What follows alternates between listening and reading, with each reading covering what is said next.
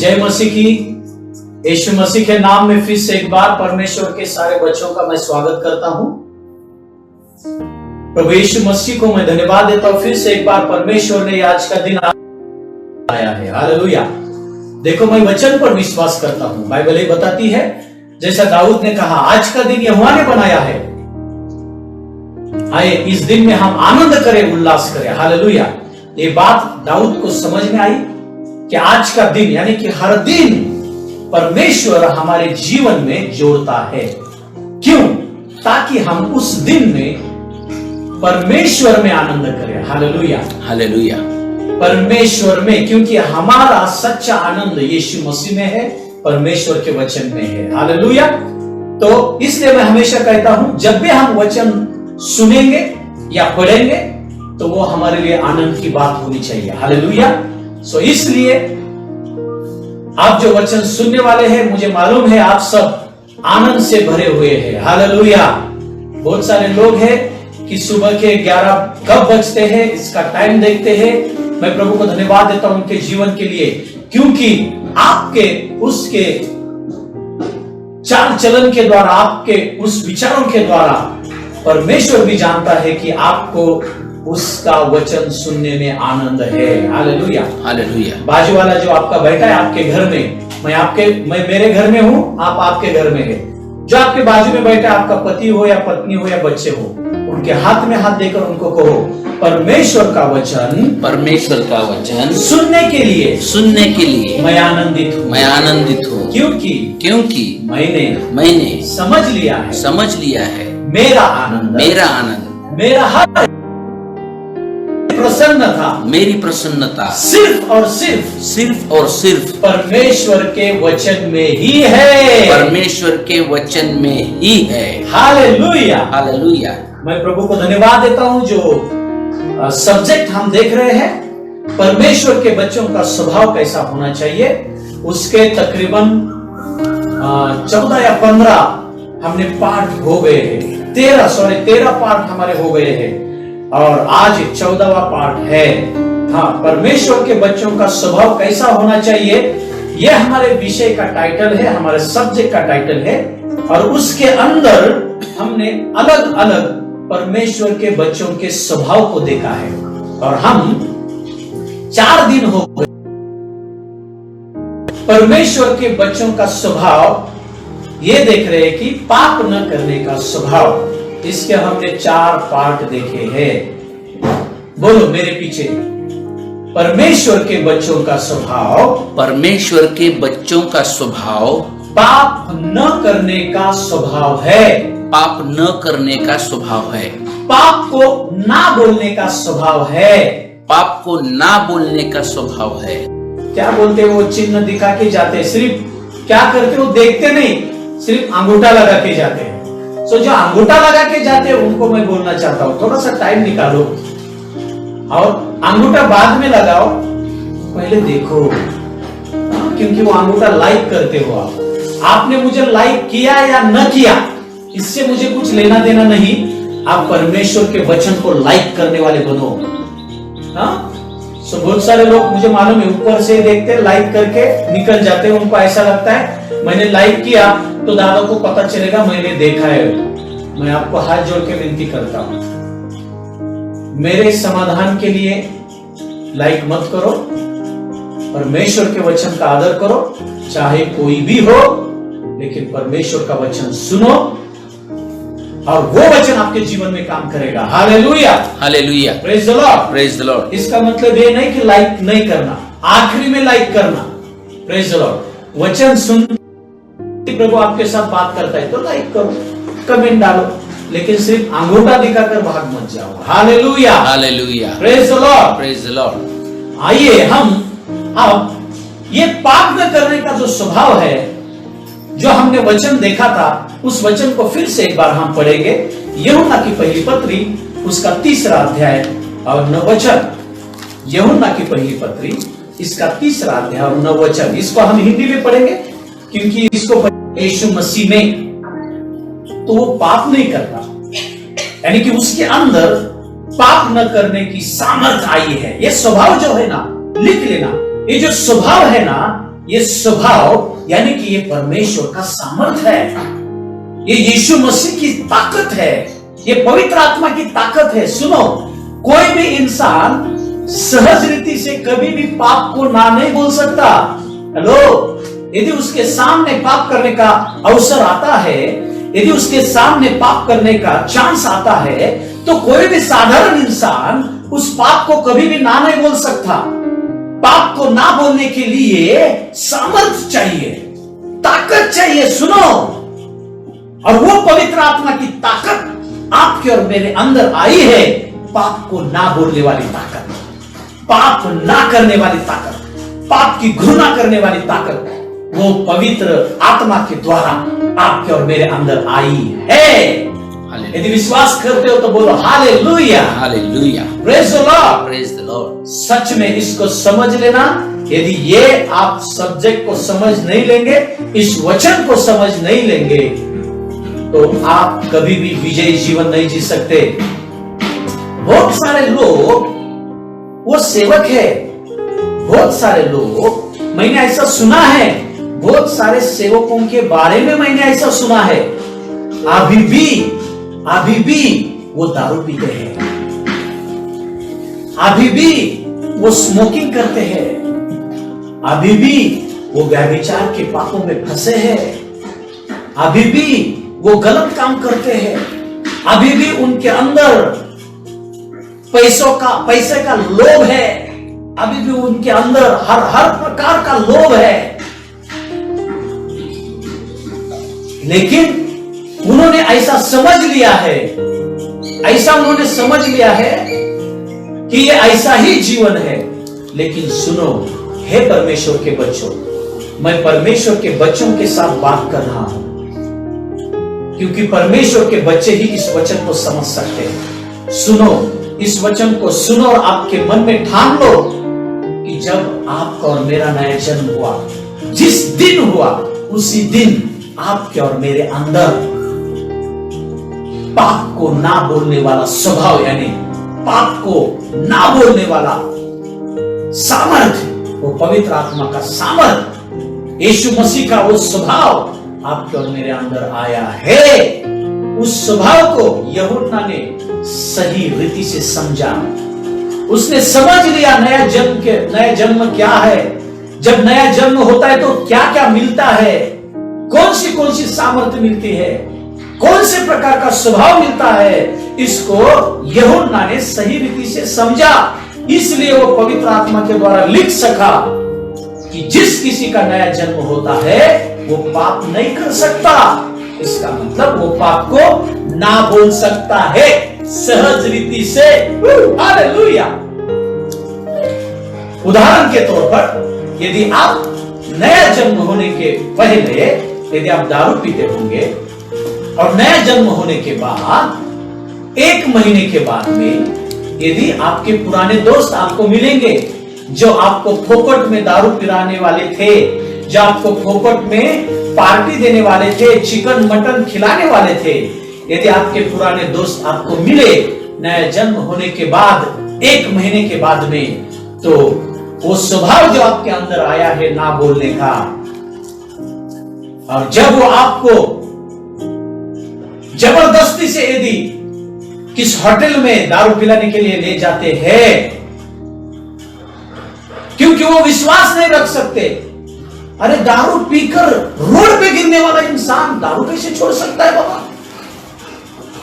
जो 24 घंटे दारू पीने वाला इंसान था और वो बोल रहा है कि 1 महीने से मैंने दारू छोड़ी है, ये लोगों के लिए चमत्कार की बात है। ये लोग इस बात पर विश्वास नहीं रखेंगे, इसलिए जानबूझकर वो आपको दारू की दुकान में ले जा सकते हैं, जानबूझकर आपके सामने सारे ब्रांड दारू के रख सकते हैं। लेकिन सुनो, जिसका सच में नया जन्म हुआ है और जिसके अंदर नया जन्म होने के बाद पाप को ना बोलने का स्वभाव आया है, वो इंसान हाथ जोड़कर उनको सहज रीति से बोल सकता है। पूरे दारू के दुकान में जितने भी ब्रांड है, उतने ब्रांड भी आपने मेरे सामने लाकर रखे, फिर भी मैं नहीं पी सकता, क्योंकि पुराना जो दारू पीने वाला था अमुक अमुक वो मर गया है, अब मैं नया परमेश्वर का बच्चा हूं, मुझे क्षमा करना, मैं दारू नहीं पी सकता। हालेलुया। सहज रीति से हम दारू को ना बोल सकते हैं, सहज रीति से हम अलग अलग जो पाप है उनको ना बोल सकते, उनको ठुकरा सकते हैं। Hallelujah hallelujah. शाहिदा रिबाहिदा रवा। यही तो सामर्थ है पवित्र आत्मा की। ये पवित्र आत्मा की सामर्थ सिर्फ चमत्कार करने के लिए हमारे अंदर आई नहीं है। सुनो, पवित्र आत्मा की सामर्थ शैतान के कार्य को नष्ट करने के लिए हमारे अंदर आई है। तो भाई ये शैतान का कार्य किधर है भाई? शैतान ने कहां पर काम करके रखा है? कहां पर काम करके रखा है शैतान ने? इसको ध्यान से सुनना, बहुत जरूरी बात है ये, ध्यान से सुनना। हालेलुया। बाइबल ये बताती है कि यीशु मसीह शैतान के काम नष्ट करने के लिए आए। फिर शैतान के काम कहां पर कर रखे हैं शैतान ने? शैतान के जो काम है वो शरीर में कर रखे हैं। उसको हम दैहिक कर्म बोलते हैं, दैहिक कर्म बोलते हैं। इसके लिए हम वचन को पढ़ेंगे। गलती की किताब इसका 5वां अध्याय 19, 20 और 21 वचन हम पढ़ेंगे। देह का जो कर्म है ना, वही शैतान के कर्म है, वही शैतान के काम है जो शैतान ने हर मनुष्य के शरीर में शुरू करके रखे हैं। यानी कि उसने वो वायरस छोड़ा है उसके काम का शरीर में। हाँ, गलती की किताब 5वां अध्याय 19, 20 और 21। हाँ, शरीर के काम तो प्रकट है। देखो, ये शरीर के जो काम है ना, ये शरीर के जो काम है उसके सामने लिखो, ये शैतान के काम है। The works of the flesh is equal to the works of devil। आप लिख सकते हो, इस शरीर के कर्म यानी ही वो शैतान के काम है। शरीर के कर्म ही शैतान के काम है। क्या आप समझ रहे हो? इसको ध्यान से समझना, क्योंकि वचन समझना जरूरी है। सिर्फ सुनने वाले मत बनो, समझने वाले बनो, क्योंकि जब आप समझोगे तब आप वचन के अनुसार जीवन जी सकते हो। हालेलुया। हाँ, शरीर के कर्म तो प्रकट है, यानी कि शरीर के कर्म छुप नहीं सकते। यदि आपके अंदर गुस्सा करने का स्वभाव है तो स्वभाव छुप नहीं सकता, वो कभी ना कभी तो बाहर आएगा ही। यदि आपके अंदर चुगली करने का स्वभाव है और यदि वो शरीर में है और यदि आप शरीर में चल रहे हो, कभी ना कभी वो उफल कर बाहर आने वाला ही है, छुप नहीं सकता। इसलिए बोला है शरीर के कर्म तो प्रकट है। हाँ, क्या है शरीर के कर्म? अर्थात व्यभिचार। हाँ, व्यभिचार यानी कि ये शैतान का काम है, ये शैतान के कर्म है। हाँ, गंदे काम। हाँ, गंदे काम, लुचपन, मूर्ति पूजा। हाँ, मूर्ति पूजा, टोना, बैर, झगड़ा, ईर्ष्या, क्रोध, विरोध, फुट, विधर्म, डाह, मतवालापन, लीला क्रीड़ा और इनके जैसे और काम है।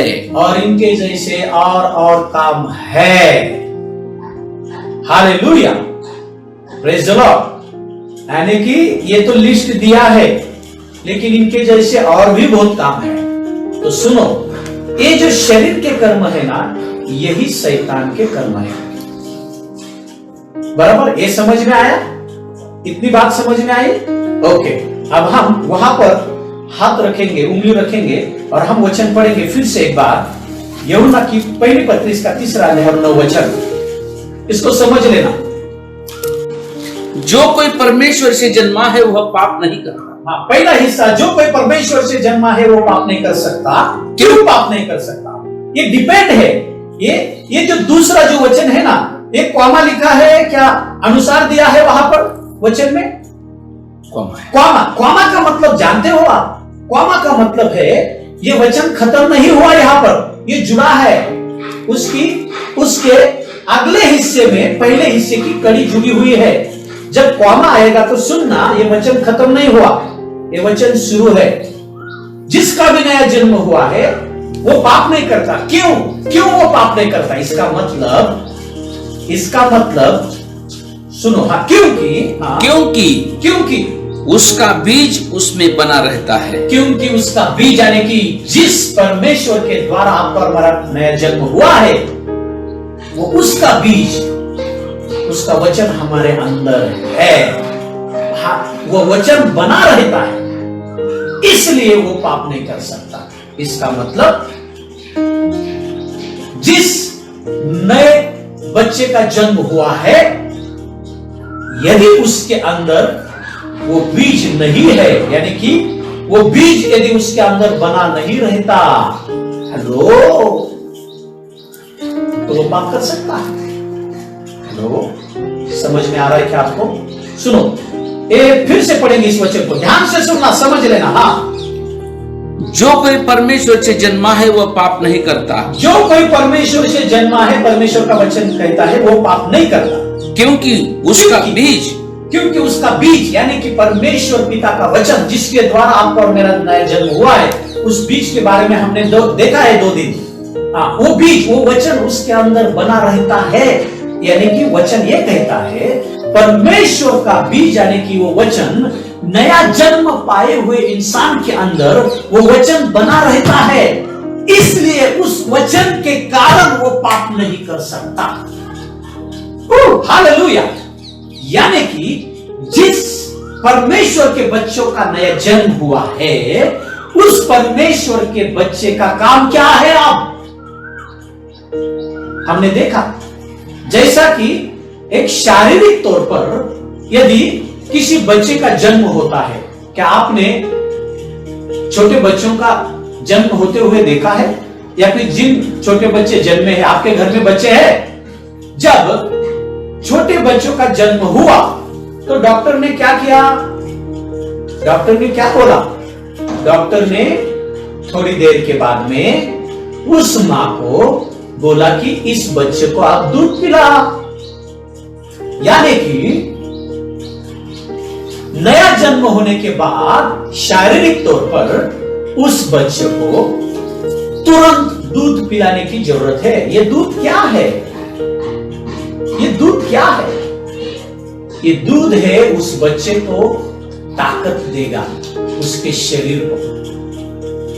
क्यों इस शरीर को ताकत चाहिए? क्योंकि बहुत सारे इस धरती पर बहुत सारे वायरल इन्फेक्शंस है।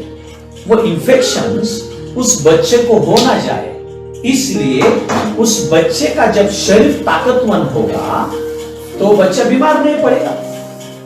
जो बच्चा हमेशा बीमार पड़ता है, हमेशा उसका नाक बहता रहता है, हमेशा, वो क्यों बीमार पड़ता है? क्योंकि उसके अंदर ताकत नहीं है। इम्यूनिटी पावर यानी कि रोग को भगाने की पावर, वो ताकत उसके अंदर नहीं है। तो सुनो, जैसे कि शारीरिक तौर पर इस शरीर के लिए बीमारी है, वैसे ही आत्मिक तौर पर जब हमारा आत्मिक रीति से नया जन्म होता है तो आत्मिक शरीर के लिए भी आत्मिक तौर पर बीमारियां है। बहुत सारे परमेश्वर के बच्चे शरीर से तो वो तंदुरुस्त है, बॉडी बनाई है उन्होंने शरीर की, लेकिन आत्मिक उनका जो शरीर है ना, वो बीमार हो गया है। बीमार हो गया है क्यों? क्योंकि उनका नया जन्म होने के बाद में उन्होंने उनके आत्मिक शरीर को ताकत देने वाला दूध ही नहीं पिया, खाना ही नहीं खाया। वो क्या है खाना? बोलो वचन, बोलो वचन, वचन। Hallelujah, hallelujah. बोलो, मेरे पीछे आपको बोलना ही, ये समझने के लिए।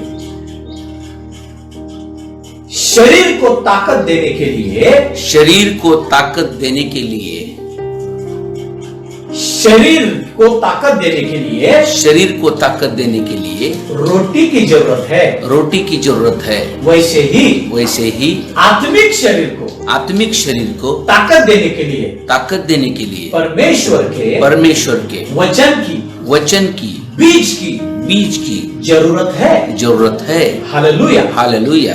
सुनो, परमेश्वर का बीज जब हमारा नया जन्म हुआ तभी हमारे अंदर आया है। अब वो बीज पड़ा है जमीन में। जब हम बीज डालते हैं तो एक माली उस बगीचे का क्या करता है, वो उस बीज को पानी देता है। वो क्या करेगा, यदि वो खेती करने वाला इंसान होगा, यदि उसने बीज बोया है उसके जमीन में, वो क्या करेगा, उसको रोज टाइम पर पानी देगा। और जब वो छोटा उसका प्लांट हो जाएगा, उस बीज से छोटा प्लांट बाहर आएगा, उसको पानी देगा, यानी कि वो संभालेगा। कब तक? जब तक उसका बड़ा पेड़ नहीं हो जाता। हालेलुया। सुनो परमेश्वर के बच्चों, परमेश्वर का बीज यानी कि वचन आपके और मेरे अंदर आया है, तो उस वचन के लिए पानी की जरूरत है। और पानी कहां पर है भाई? ये पानी उस वचन के लिए नहीं काम करेगा। कौन सा पानी काम करेगा? परमेश्वर का वचन पानी भी है। ये वचन हमको पढ़ना पड़ेगा। जब हम ये वचन पढ़ेंगे तो उस बीज को हम पानी डालेंगे, तो बीज हमारे अंदर बढ़ते जाएगा और उसको फल आएंगे। हालेलुया। जो हमने नाम देखे हैं वो फल आ जाएंगे उसको, पवित्रता का फल, शांति का। Praise the Lord. बहुत सारे परमेश्वर के बच्चे, उनका नया जन्म तो हो गया उनका नया जन्म, वो बीज उनके अंदर है परमेश्वर का, लेकिन उनके वो बीज जो है वो बीज बढ़ा ही नहीं उनके अंदर। किस परमेश्वर के बच्चों के अंदर तो वो बीज बढ़ा, उसका पेड़ भी हो गया, लेकिन अब तक फल ही नहीं आया। बहुत सारे बच्चे तो मर गए, एक भी फल दिखा नहीं बाबा पवित्र आत्मा का उनके जीवन से। चर्च में भी जाते थे ऐसा गुस्से वाला मुंह लेकर, और मरे भी गुस्से वाला मुंह लेकर। और उनके रिश्तेदार क्या बोलते हैं, वो स्वर्ग में जाएगा। मालूम नहीं बाबा किधर जाएगा, ये परमेश्वर ही जाने। सुनना, बीज आया है, उस बीज को बढ़ना देना है। कब तक? फल आने तक। हालेलुया। क्योंकि फल, यदि आपने आम का, यदि आप बीज लगाते हो, किसके लिए लगाते हो आम का बीज? एक जब खेती करने वाला जो माली है वो बीज लगाता है, समझो उसने आम का बीज लगाया। लोग आपको पूछेंगे ये आम का बीज आपने क्यों लगाया? यदि न्यूज वाले आपके पास आए और आपको पूछा ये आम का बीज आपने क्यों लगाया, क्या आप ऐसा उत्तर देंगे, मैंने ये आम का बीज इसलिए लगाया ताकि मैं इस आम के पेड़ के द्वारा मैं लकड़ियां चाहता हूं। क्या लकड़ी मिलने के लिए आपने आम का बीज लगाया? आप क्या उत्तर दोगे? मैंने आम का बीज इसलिए लगाया ताकि जो बीज मैंने लगाया है वो हापुस आम का बीज है। मैं चाहता हूं, हापुस आम मीठा होता है, तो इस पेड़ को वो मीठे ही फल आ जाए। हालेलुया। बीज क्यों लगाते हैं? ताकि हमें फल मिले। सही बात है ना? इसलिए परमेश्वर ने बीज क्यों लगाया आपके और मेरे अंदर? क्यों उसका बीज डाला? क्योंकि परमेश्वर हमसे फल चाहता है। इसलिए तो यीशु मसीह ने क्या कहा कि परमेश्वर पिता चाहता है हम फल दे। आइए हम पढ़ेंगे, फिर आगे जाएंगे। यूहन्ना की किताब इसका 15वां अध्याय निकालो। परमेश्वर क्या चाहता है? बहुत सारे परमेश्वर के बच्चे बिना फल देते ही मरे, मालूम नहीं वो कहां पर है। हम किसी का न्याय नहीं कर सकते। 7 और 8 वचन पढ़िए। यूहन्ना की किताब इसका 15वां अध्याय उसका 7 और 8 वचन। इसको हम हिंदी में पढ़ेंगे, मराठी में पढ़ेंगे और इंग्लिश में भी पढ़ेंगे। हाँ, सुनना इस वचन को, ध्यान से सुनना। यदि तुम मुझ में बने रहो हाँ और मेरा वचन तुम में बना रहे, हाँ तो जो चाहो हाँ। मांगो और वह तुम्हारे लिए हो जाएगा। हाँ, 8वां वचन आप पढ़ना। मेरे पिता की महिमा इसी से होती है कि सुनो, जितने लोग, जितने परमेश्वर के बच्चे परमेश्वर पिता की महिमा करना चाहते हो ना, बहुत सारे लोगों का ऐसा लगता है मैं जब स्तुति आराधना करूंगा वही एक साधन नहीं है परमेश्वर पिता का महिमा करने का। सुनो, सिर्फ स्तुति आराधना ये एक ही साधन नहीं है। बहुत सारे बाइबल में लिखा है, बहुत सारे तरीके लिखे हैं, उन तरीकों के द्वारा हम परमेश्वर पिता की महिमा कर सकते हैं। आज तक हमने और आपने सुना है क्या? सुसमाचार बताने के बाद ही हम परमेश्वर पिता की महिमा करेंगे। स्तुति आराधना करने के द्वारा ही हम परमेश्वर पिता की महिमा करेंगे। लेकिन लिख लेना आज नई रीति से, परमेश्वर पिता की महिमा इससे होती है। किससे होती है? हाँ, मेरे पिता की महिमा इसी से होती है कि, हाँ, इसी से होती है कि तुम बहुत सा फल लाओ। क्या बोला है? तुम बहुत सा फल लाओ। जो बीज परमेश्वर ने आपके और मेरे अंदर बोया है, सुनो, वो बीज इसलिए बोया है ताकि हम वो जो बीज है उसको हमारे अंदर बढ़ने दे। कब तक? फल देने तक बढ़ने दे। Hallelujah, hallelujah. जब आम के पेड़ को जब आम आते हैं तो रास्ते से जाने वाला इंसान भी फल देखता है कि नहीं बाबा? देखता है कि नहीं? हमारे जहां पर हम रहते हैं ना, हमारे आजू बाजू में बहुत सारे आम के पेड़ हैं। हम रोज फल देखते हैं। एक फल गायब हो रहा है उसका, लेकिन जब फल आता है तो सहज रीति से वो फल दिखता है।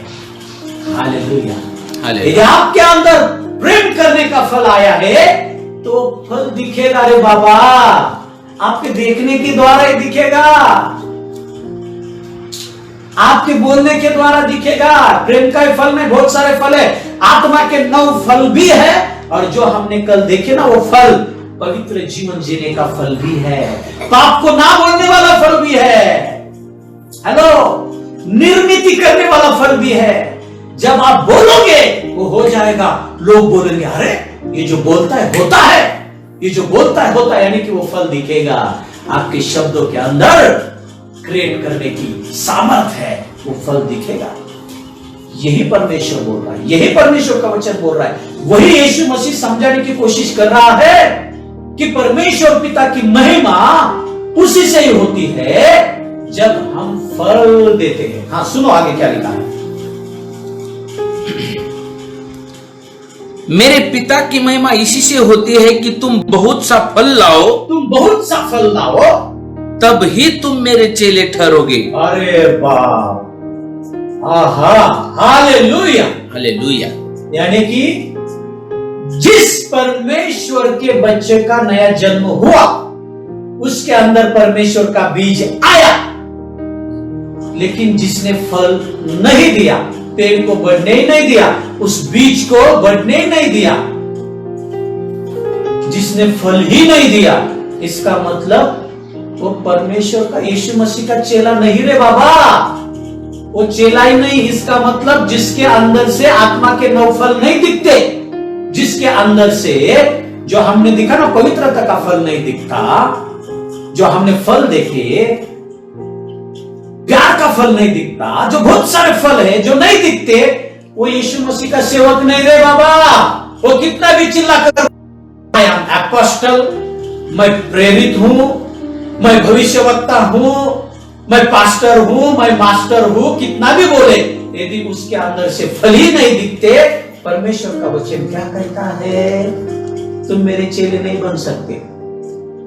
दूध का दूध, पानी का पानी। Hallelujah, praise the Lord. मैं प्रभु को धन्यवाद देता हूं इस वचन के लिए।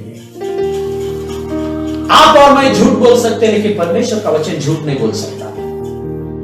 इसका मतलब कितने तो बहुत सारे परमेश्वर के बच्चे हैं, अभी तक उन्होंने परमेश्वर पिता को महिमा नहीं दी। क्यों? क्योंकि वो फल ही उनके अंदर नहीं आए, फल ही नहीं आए। और प्रभु यीशु मसीह ने क्या कहा मालूम है क्या? उस अंजीर के पेड़ को याद करना, उस अंजीर के पेड़ को याद करना। जब यीशु मसीह ने उसको भूख लगी, यीशु मसीह ने दूर से देखा कि उसको फल होगा। जब यीशु मसीह ने दूर से देखा उसको फल होगा, यीशु मसीह जब नजदीक गया और जब प्रभु ने देखा उसको फल नहीं था, फिर प्रभु ने कहा आगे से तेरा फल कोई नहीं खाएगा। क्या हुआ? वो फल सूख गया। एक जगह पर यीशु मसीह ने एक एग्जाम्पल दिया है। एक माली था, उसने एक पेड़ लगाया था, वो देखभाल कर रहा था, लेकिन उस बगीचे के मालिक ने आकर बोला, अरे ये तो पेड़ फल नहीं देता, इसको तोड़ दे। तो माली ने क्या कहा? साहब, हम इस साल देखते हैं कि ये फल देता है कि नहीं। तो दूसरे साल उसको रखा, उसने फल नहीं दिया। तो क्या हुआ? माली ने उस पेड़ को तोड़ दिया।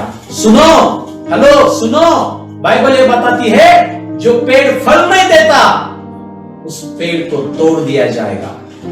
और कहां पर डाल दिया जाएगा उसको? नरक के अग्नि में। नरक के अग्नि में डाल दिया जाएगा, जहां पर दांत पीसना है। फिर करो जितना गुस्सा करना है उतना वहां पर पीसो, जितने दांत पीसने वहां पर। ध्यान से सुनना, परमेश्वर का वचन ही, बाइबल ये बताती है, आखिरी के दिनों में परमेश्वर का वचन ही आपका और मेरा न्याय करने वाला है।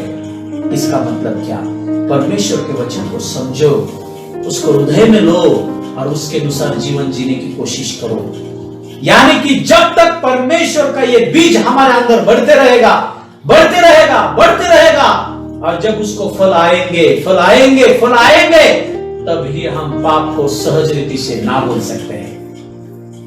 और ये जो बीज है ना, ये बीज जैसे हम नैसर्गिक तौर पर जैसे जमीन में बीज बोते हैं, एक साल के बाद उसको फल आता है, ये ऐसा बीज नहीं बाबा, ये सुपर नेचुरल बीज है।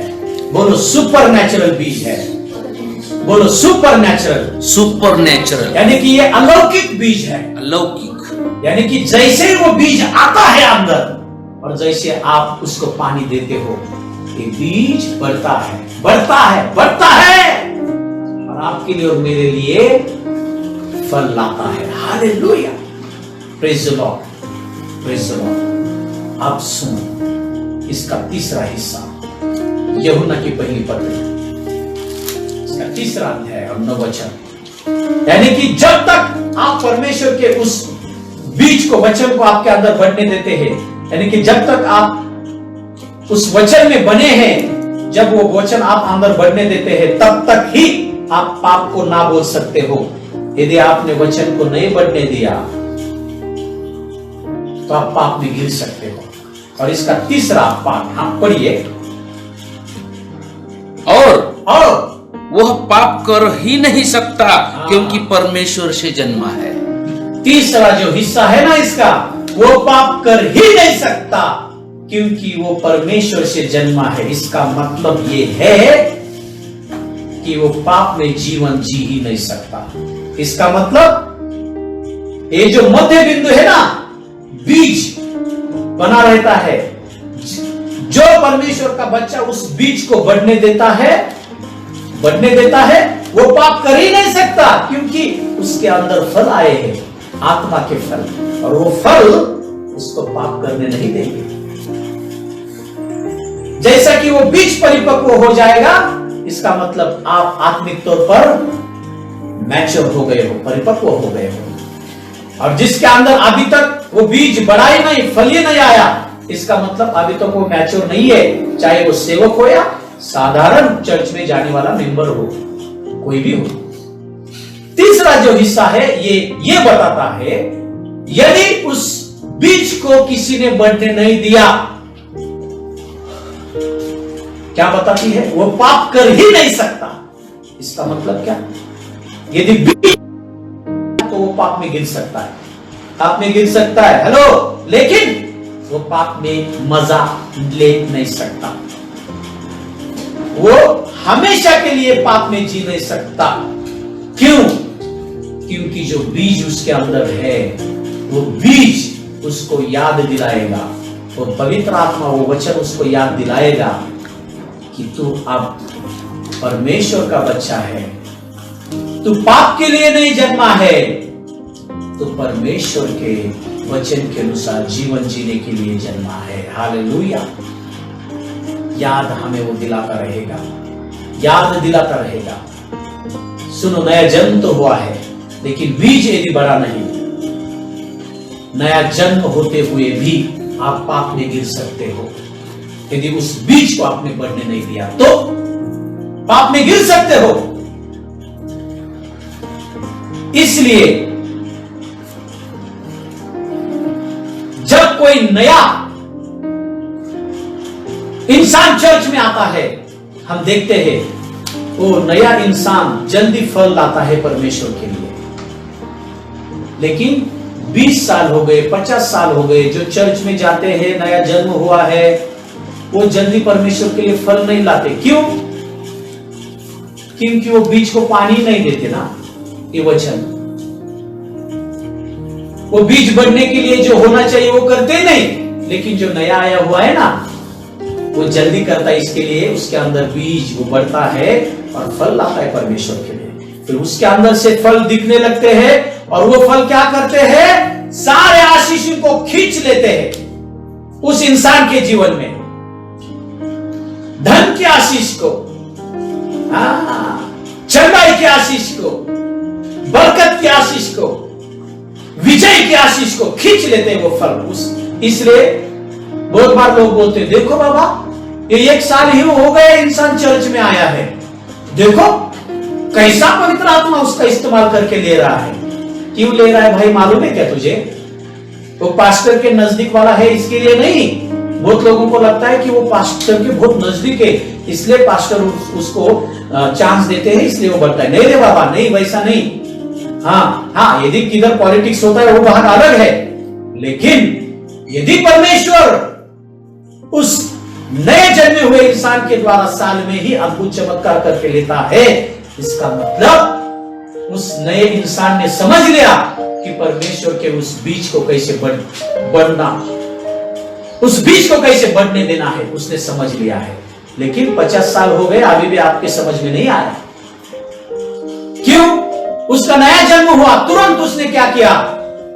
वचन खाना शुरू किया, प्रार्थना करना शुरू किया। और वो प्रार्थना साल में 1 बार नहीं करता, 2 बार नहीं करता।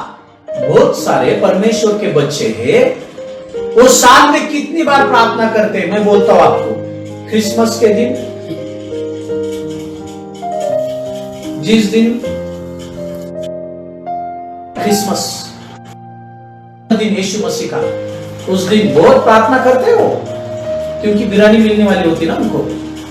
नाचते कूदते, बस ईस्टर बोलते हैं हम, ईस्टर संडे, जिस दिन यीशु मसीह मुर्दों में से उठा, और गुड फ्राइडे, जिस दिन यीशु मसीह क्रूस पर चढ़ा। और बाकी जो होते हैं ना बीच में के, वो जो पवित्र सप्ताह होता है ना, वो पवित्र सप्ताह। और बाकी के दिन क्या करते हैं? ये प्रभु का नाम भी नहीं लेते, ये प्रभु का नाम भी नहीं लेते, ये वचन भी नहीं पढ़ते, ध्यान से वचन सुनते भी नहीं। और क्या चाहते हैं ये मालूम है?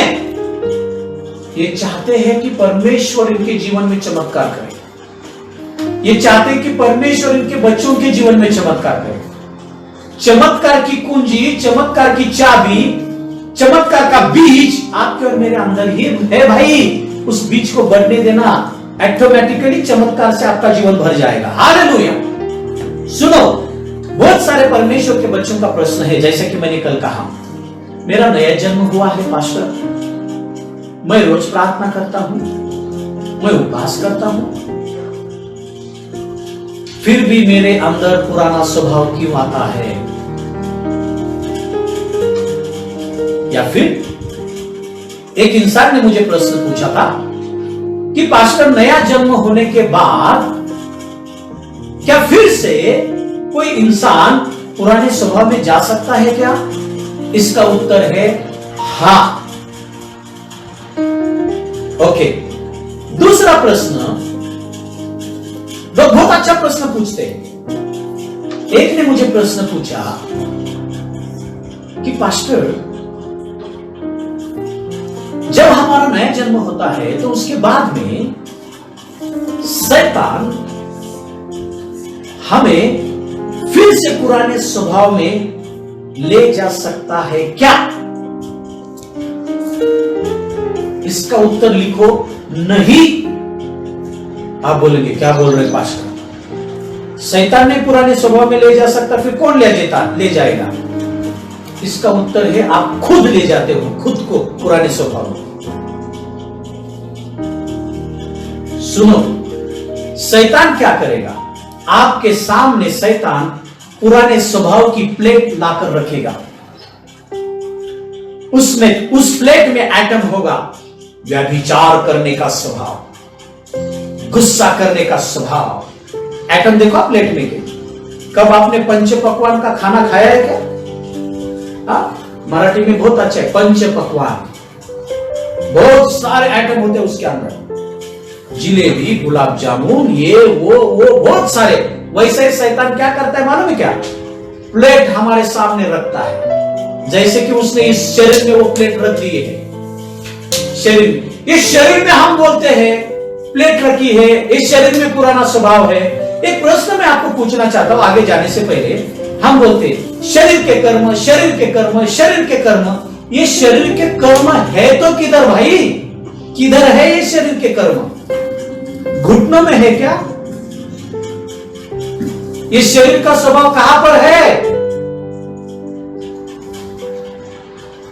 कहां पर है? हाथ बालों में। किधर छुपा है ये शरीर का स्वभाव? सुनो, ये शरीर का स्वभाव इधर छुपा, इधर मन में, जिसको इंग्लिश में बोला है सोल, जीव जिसको बोलते हैं ना, प्राण, मन। इस शरीर का स्वभाव कहां पर है? बोलो, मन में। मन में। कहां पर है? बोलो, मन में। मन में। अब है ना नया, उसको हमको मन में लेना है। इसको हमको क्या लेना है? मन में लेना। इसलिए तो बाइबल क्या बताती है मालूम है क्या? यदि आप वो आत्मा का नया स्वभाव मन में लेना चाहते हो, इस खोपड़ी में लेना चाहते हो, तो पहले खोपड़ी खाली करो भाई, क्योंकि पुराना स्वभाव है ना इधर खोपड़ी में भरा हुआ, वो खाली तो करो, फिर भर जाएगा नए स्वभाव से। बहुत सारे क्या करते हैं, इस खोपड़ी में कूड़ा कचरा रखा है और नया उसमें लेने की वो कोशिश कर रहे हैं। यानी कि घर में सड़े हुए सारे रखे हैं, सड़ा हुआ कचरा रखा है, जिसमें से सारे कीटाणु बाहर आ रहे हैं, और हम सेंट मारने की कोशिश कर रहे हैं। कितना सेंट मारोगे तुम? सारी पृथ्वी पर के सेंट के बॉटल खरीद के लाकर भी यदि आप सेंट मारोगे, तभी उसका गंदा बास जाने वाला नहीं है। पहला घर में का यदि आप चाहते हो गंदा बास निकल जाए, तो भाई पहले घर में का वो कूड़ा कचरा जो है ना पुराना, जिसके अंदर कीड़े मकोड़े हैं, उसको बाहर निकालो रे भाई और फेंक दो। फिर सेंट मार के देखो घर में। 2 स्प्रे मारोगे तो सारा घर एकदम अच्छे सुगंध से भर जाएगा। वैसे ही बहुत सारे क्रिश्चियन लोग क्या करते हैं, जो परमेश्वर के बच्चे हैं ना, वो कीड़े कैसे बाहर आते हैं? वो कीड़े उनके मुंह से बाहर आते हैं। इधर गंदा है इसलिए मुंह से बोलते हैं गंदा, सामने के मुंह पे जाता है, वो सारा गंदा बास आता है। वो बोलता है अरे बाबा, इसने तो बोला कि मैं परमेश्वर का बच्चा हूं, बात तो शैतान के बच्चे के जैसी करता है। कूड़ा कचरा बाहर आता है, नजर से ही कूड़ा कचरा बाहर आता है। वो बोलते देख, मुझे एक तो गुस्सा आता नहीं, और एक बार यदि गुस्सा आएगा ना तो देख, फिर मैं किसी की सुनता नहीं। इसका मतलब क्या? वो बोलता है गुस्सा आता नहीं, और बाद में बोलता है आता है। इसका मतलब उसको ही मालूम नहीं वो कौन है। एक बार बोलता है आता नहीं, एक बार बोलता है आता है। कौन भाई तू? परमेश्वर का बच्चा है या शैतान का बच्चा है? ये जांच लेना खुद के जीवन को पहले। ये पुराना कूड़ा कचरा, ये पुराना स्वभाव यहां पर है, यानी कि पहले उस पुराने स्वभाव को हमें बाहर निकालना है। कैसे निकालेंगे? जैसे कि मैंने बोला ना आपको, वो शैतान पंच पकवान की प्लेट पुराने स्वभाव के हमारे सामने लाकर रखता है। गलती 5:19-20-21 के अनुसार व्यभिचार का स्वभाव, गुस्सा का स्वभाव, बहुत सारे वो पंच पकवान लाकर रखता है। वो लेना है नहीं लेना आपके हाथ में। यदि उसको लेओगे खाओगे तो वैसा ही बोलोगे।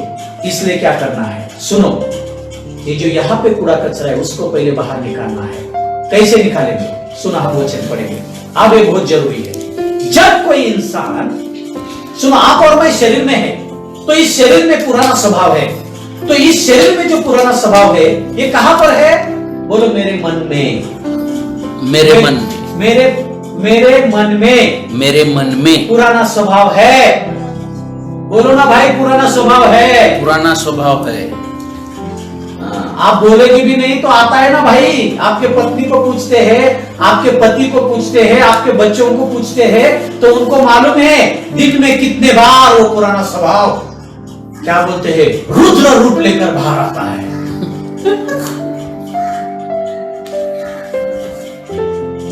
वो पुराना स्वभाव कहां पर है? तो इधर का ऑपरेशन करना पड़ेगा। और वो पुराना स्वभाव मन में एक गांठ की जैसे बैठा है। कैसे? गांठ की जैसे। और परमेश्वर का वचन उसको इंजेक्शन है। एक इंजेक्शन दिया, एक गांठ हो गई, डिसमिस। दूसरा इंजेक्शन दिया, वो कैसे करेंगे हम? रोमियो की पत्री, रोमियो की पत्री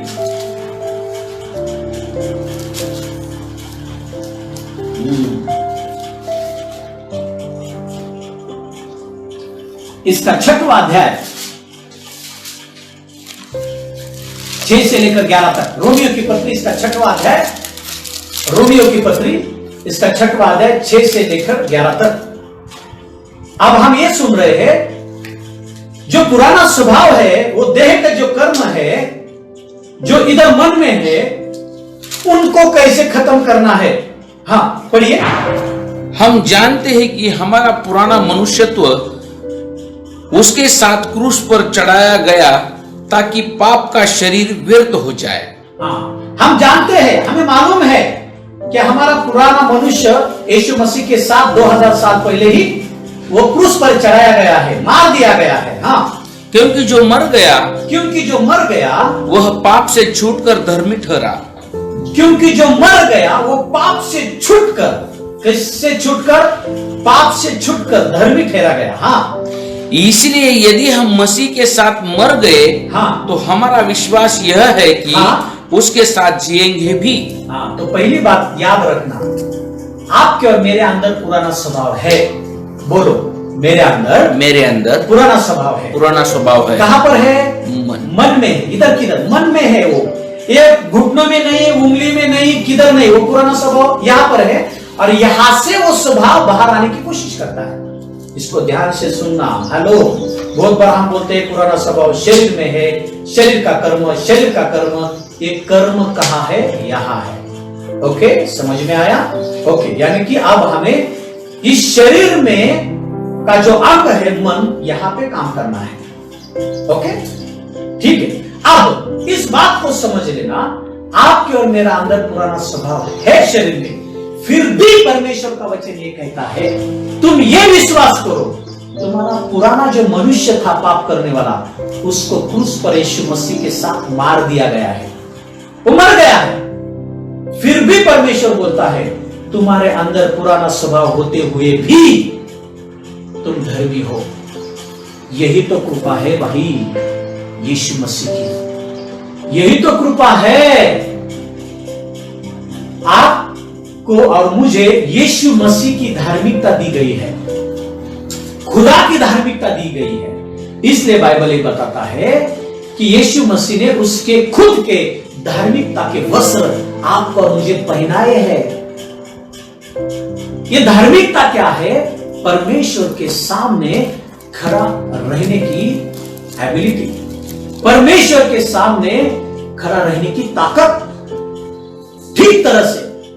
यानी कि आप और मैं, हमारे मन में बुरा विचार होते हुए भी, पुराना स्वभाव होते हुए भी, आप और मैं, आप परमेश्वर के सामने खड़ा रह सकते हैं और उसकी स्तुति कर सकते हैं और उसको हम प्रसन्न कर सकते हैं। ओ हालेलुया, थैंक यू जीसस। ओ शाहिदा रिबाहिला रखतोरो को बाबा, ओ तारा बाराबारी का हिला रबा शबारा बाराबारी का बाबारी का हिला रबा तोरो को बाबा। सुनो परमेश्वर के बच्चों, इसको समझ लेना, ये बहुत जरूरी है। यही तो परमेश्वर का आगापे प्यार है।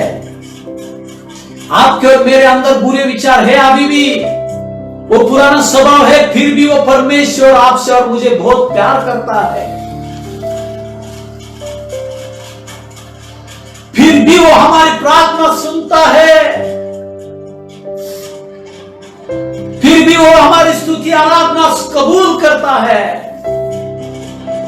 इसलिए तो परमेश्वर का वचन कहता है, यीशु मसीह के द्वारा हमें डबल कृपा का आशीष मिला, कृपा पर कृपा, अनुग्रह पर अनुग्रह, डबल अनुग्रह की आशीष आपको और मुझे मिली है।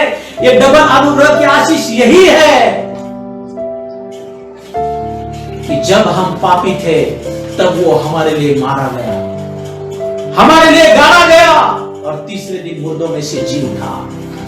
अब सुनो, याद करो कितनी बार वो गुस्सा आपके द्वारा बाहर आया होगा, पुराना स्वभाव, कितनी बार आपने गाली दी होगी, कितनी बार आपने निंदा की होगी, नया जन्म होने के बाद भी कितनी बार आपने चुगली की होगी, कितनी बार आपने झगड़ा किया होगा, कितने बार आपने गलत काम किया होगा, फिर भी परमेश्वर हमें प्यार करता है, फिर भी वो हमें बच्चा कहकर पुकारता है। हमारे मन में गंदगी होते हुए भी वो हमसे प्यार करता है। यही तो है यार डबल अनुग्रह की आशीष। यही बाइबल बताना चाहती है। ये आखिरी का वचन हम पढ़ेंगे और यहां पर हम रुकने वाले हैं। हम कल और कुछ बातें देखेंगे। आप पढ़िए रोम की पत्री इसका 12वां अध्याय और 1 और 2 वचन। देखो हमें कहां पर काम करना, कहां पर ऑपरेशन करना है। मेरे पीछे बोलना, मेरे पीछे बोलना, mission operation, mission operation, mission operation, mission operation. किसका ऑपरेशन करना है? हाँ, पुराने स्वभाव का ऑपरेशन करना है। कैसे करेंगे ऑपरेशन? सुनो, हाँ पढ़िए, हाँ 1 से लेकर 2 वचन। हाँ इसलिए हे भाइयों, हाँ देखो ये पौल कर रहा है। इसलिए हे भाइयों, इसका मतलब बहुत बार चर्च में के महिला ये बोलती है, पौल ने कहा हे भाइयों, हे भाइयों, तो उसने भाइयों को ही कहा, बहनों को नहीं कहा। ये भाई के लिए भी है और बहनों के लिए भी है। हाँ, इसलिए ध्यान से सुनना। हाँ इसलिए हे भाइयों, इसलिए हे भाइयों, मैं तुमसे परमेश्वर की दया स्मरण दिलाकर विनती करता हूँ कि देखो मैं तुम्हें परमेश्वर के दया का स्मरण करते हुए मैं तुमसे क्या करता हूँ? विनती करता हूँ। ये कौन विनती कर रहा है? परमेश्वर का, यीशु मसीह का दास पौलुस विनती कर रहा है। पौलुस विनती कर रहा है हाथ जोड़कर। पौलुस बोल रहा है भाइयों, हे भाइयों बहनों सुनो, मैं तुमसे विनती कर रहा हूं। पौलुस बोल रहा है, क्या विनती कर रहा है वो? हाँ विनती करता हूँ कि हाँ अपने शरीरों को जीवित और पवित्र और परमेश्वर को भावता हुआ बलिदान करके चढ़ाओ। पहले वो विनती क्या करता है? देखो, और पहली विनती करता है, तुम्हारा जो शरीर है ना, जिस शरीर पे ज्यादा आप गर्व करते हो, उस शरीर को क्या करो? पहले परमेश्वर को जीवित यज्ञ के रूप में बलिदान चढ़ाओ। यानी कि उस शरीर का क्या करो? बलिदान चढ़ाओ। यानी कि आत्महत्या मत करो, जीवित बोला है, जीवित शरीर को क्या करो? बलिदान चढ़ाओ। यानी कि वो शरीर को परमेश्वर के हाथ में सौंप दो और परमेश्वर को बोलो, प्रभु इसका इस्तेमाल करके ले ले तेरे महिमा के लिए। हालेलुया। हाँ, आगे क्या बोल रहा है? दूसरी विनती वो क्या कर रहा है?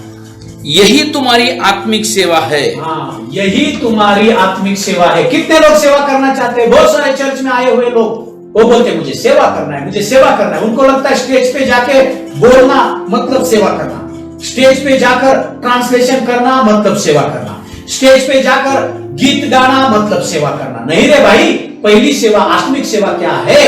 तुम्हारे शरीर को परमेश्वर के हाथ में सौंप दो। हालेलुया।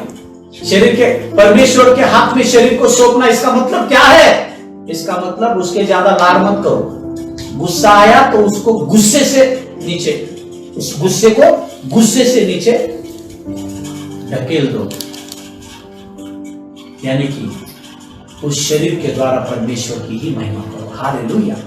आगे क्या विनती करता है वो सुनो। हाँ, इस संसार के सदृश न बनो। हाँ, ये वचन हम बोलेंगे, पीछे बोलेंगे। जो मुझे लाइव देख रहे फेसबुक पर, इस वचन को पीछे बोलना है। हाँ, दूसरा वचन। हाँ, इस संसार के सदृश न बनो। इस संसार के सदृश यानी कि इस संसार के जैसे मत बनो। हाँ, परंतु, बोलो परंतु, बोलो परंतु, परंतु हाँ, तुम्हारे मन के नए हो जाने से। तुम्हारे मन के, इधर कूड़ा कचरा है ना, कूड़े कचरे को बाहर फेंक दो और नए वचन को भरो ताकि तुम्हारा मन नया हो जाए। तुम्हारे मन के नए होने से तुम्हारा चाल चलन भी बदलता जाए। तुम्हारा चाल चलन भी बदलता जाए, जिससे तुम परमेश्वर की भली और भावती और सिद्ध इच्छा अनुभव से मालूम करते रहो। इसका मतलब जब तक ये मन आपका नया नहीं होगा तब तक परमेश्वर की इच्छा क्या है ये आपको समझ में नहीं आएगी। पहले मन को नया करना है। अब इस मन को नया करने के लिए क्या करना पड़ेगा? इस मन को कूड़े कचरे को साफ करने वाला वचन लेना पड़ेगा। हेलो, समझ रहे हो क्या?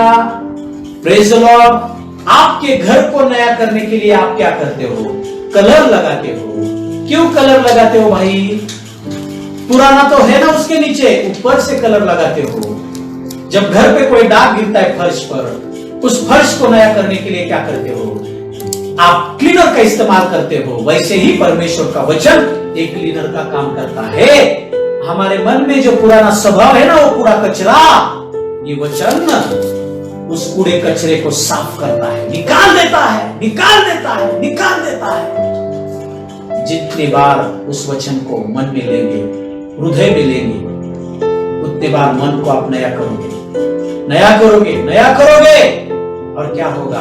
आपका मन जब नया हो जाएगा तो परमेश्वर की इच्छा क्या है आपके जीवन के लिए, परमेश्वर आपको प्रकट करेगा। Hallelujah, hallelujah, praise the Lord, praise the Lord. यानी कि हमारे मन का ऑपरेशन करने वाला परमेश्वर का वचन है। मन में जो पुराना स्वभाव है, कर्म है, शैतान ने जो काम शुरू किया वो काम मन में शुरू किया, देह में, यानी कहां पर? मन में, क्योंकि उसने हवा के मन में विचार डाला। उस विचार को, उस शब्द को हवा ने पकड़ा, उसने पाप किया। काम शैतान ने कहां पर शुरू किया? यहां। और उसी काम को यीशु मसीह, यानी कि वो परमेश्वर का वचन है, जब वचन हम लेते हैं, यीशु मसीह उस शैतान के काम को खत्म करता है। Hallelujah, praise the Lord. और हमें पवित्र आत्मा सहाय करता है। पवित्र आत्मा के सहाय के द्वारा ही हम उस काम को खत्म कर सकते हैं। इस वचन को सिर्फ पढ़ेंगे, लेकिन समझ लेंगे कल इस वचन को पढ़ना। रोमियो की पत्री 8वां अध्याय और 12 और 14 वचन। रोमियो की पत्री 8वां अध्याय 12 और 14 वचन। इसको समझ लेना कि शैतान ने जो काम शुरू किया है हर एक इंसान के मन में, उन शैतान के कर्मों को, यानी कि देह के कर्मों को हम कैसे हमेशा के लिए खत्म कर सकते हैं। सुनो इसको ध्यान से। हाँ, एक तो परमेश्वर के वचन के द्वारा, और दूसरा इसीलिए हे भाइयों यानी कि बहनों भी, हाँ, हम शरीर के कर्जदार नहीं कि हाँ, शरीर के अनुसार दिन काटे। हाँ, क्योंकि हाँ, यदि तुम शरीर के अनुसार दिन काटोगे हाँ, तो मरोगे। हाँ, शरीर के अनुसार दिन काटोगे, यानी कि शरीर में जो पुराना स्वभाव है उसके अनुसार जीने की कोशिश करोगे, चाहत रखोगे तो तुम मरोगे। हाँ, यदि आत्मा से देह की क्रियाओं को मारोगे, हाँ, आत्मा से, बोलो आत्मा से, आत्मा से, पवित्र आत्मा से, देह के कर्म को, कहां पर कर्म है? मन में। यदि उस देह के कर्मों को क्या करना है? संभालना है, क्या करना है? देह की क्रियाओं को मारोगे आत्मा के द्वारा, खत्म करोगे, हाँ, तो जीवित रहोगे, तभी जीवित रहोगे। Hallelujah, praise the Lord, praise the Lord. यानी कि हमें परमेश्वर के वचन के द्वारा, पवित्र आत्मा के मदद के द्वारा देह के कर्म जो मन में बैठे हैं उनको खत्म करना है हमेशा के लिए। इसके लिए वचन को लेना है, पढ़ना है, मनन करना है वचन के ऊपर, तब वो वचन इधर आएगा, पवित्र आत्मा बोलेगा। अब वचन इधर आया है ना, समझो वचन आया है। फॉर एग्जाम्पल मैं बोलता हूं, कैसे हम ठार मारते हैं, कैसे खत्म करते हैं हम पुराने स्वभाव को। सुनो, मैं एग्जाम्पल देता हूं, सुनो। यदि पुराना स्वभाव आपके अंदर है, कौन सा स्वभाव? गुस्सा करने का स्वभाव सबके अंदर है। यदि वो है और यदि आपने परमेश्वर का वचन पढ़ा, क्या? गुस्सा करना पाप है। पुराना स्वभाव है इसके अंदर, क्या? गुस्सा करना। पुराने स्वभाव में क्या है? जब मैं गुस्सा करता हूं तो सब सन्नाटा छा जाता है घर में। बहुत लोगों को ऐसा लगता है जब मैं गुस्सा करता हूं तो सब लोग मेरी सुनते हैं, जब तक मैं गुस्सा नहीं करता तब तक कोई सुनता ही नहीं, उनको ऐसा लगता है, इसलिए वो गुस्सा करने में आनंद रखते हैं। तो है ना पुराना स्वभाव। लेकिन नया स्वभाव वचन के द्वारा अंदर आया, क्या? पाप मत करना। गुस्सा करोगे तो वो पाप है। यदि गुस्सा आया तो तुरंत सूरज ढलने के पहले क्षमा करो, और जो गुस्से में जो पाप किया उसकी क्षमा मांगो और छोड़ दो। यानी कि गुस्सा पाप है। देखो नया स्वभाव क्या है वचन के द्वारा? गुस्सा करना पाप है, गुस्सा करना पाप है। आया ना नया वचन के द्वारा। पुराना स्वभाव क्या है? गुस्सा करेंगे तो सब ठीक हो जाएगा। नया स्वभाव क्या आया? गुस्सा करेंगे तो सब बिगड़ जाएगा, पाप है। पाप क्या अच्छा करता है? कभी बिगाड़ देता। जब आता है तो पवित्र आत्मा क्या करेगा आपको? पवित्र आत्मा बोलेगा, सुन भाई, पुराना स्वभाव ये कहता है गुस्से में सब ठीक होता है, सुन, ठीक नहीं होता, बिगड़ जाता है। नया स्वभाव वचन क्या कहता है? गुस्सा करना पाप है, गुस्से में सब बिगड़ जाता है। वचन आया अंदर, पुराना स्वभाव भी अंदर आया, वचन भी अंदर आया। अब पवित्र आत्मा क्या बोलता है? जो वचन अंदर आया है ना मन में नया, उस वचन के अनुसार जीना शुरू कर। गुस्सा मत कर, गुस्से में बिगड़ जाता है। ये कौन सहायता करता है? पवित्र आत्मा। तो पवित्र आत्मा क्या बोलता है? सुन, तेरे गुस्से को दबा दे, क्योंकि गुस्सा करना परमेश्वर को पसंद नहीं, गुस्सा करना पाप है। तो जो समझता है पवित्र आत्मा की सुनता है, वो क्या करता है? गुस्से को दबा देता है, शांत हो जाता है।